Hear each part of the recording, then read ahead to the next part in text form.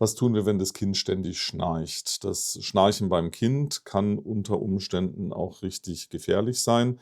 Ursächlich sind zu große Polypen im Nasenrachenraum und zu große Mandeln.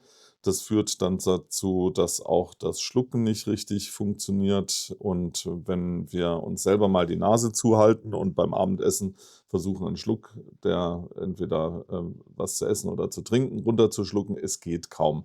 Das heißt, die Kinder leiden wirklich.